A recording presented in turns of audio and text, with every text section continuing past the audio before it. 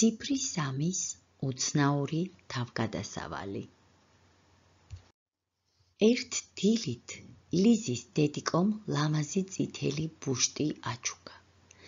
ლიზიმ ბუშტი გაბერა. უეცრად მამიკოს ხმა მოესმა. ლიზი, სკოლაში გვაგვიანდება. გოგონამ ბუშტი სავარძელზე დადო. თვითონ აიღო ჩანთა და ოთახიდან გავიდა. ბუშტმა მოიწყინა. არც კი და მე მშვიდობა, მოვიწყინე. მეც მინდა თამაში.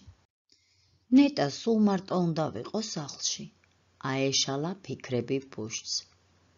მერე აფრინდა მაღლა. ოთახის კუთხეებს მიაწყდა.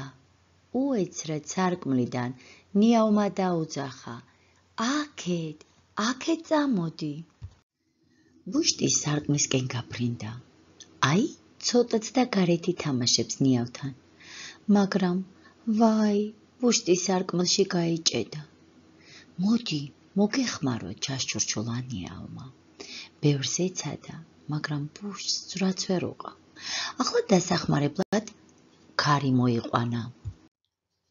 მაგრამ ქარმაც ვერაფერი უყო საბრალოს. ბუშტი გაუნძრებლად გაჭედილიყო პატარა სარკმელში.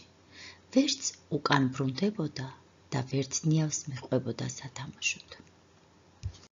დაიღალა ბუშტი, ეტკინა მუცელი და სარკმელში ნახევრად გადაკიდებული დაელოდა დახმარებას.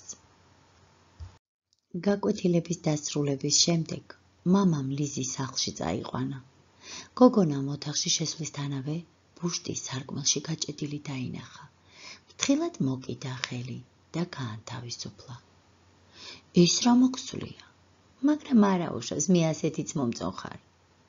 ბუშტს მუცელი შეზნექოდა და უცნაურად გამოიყურებოდა.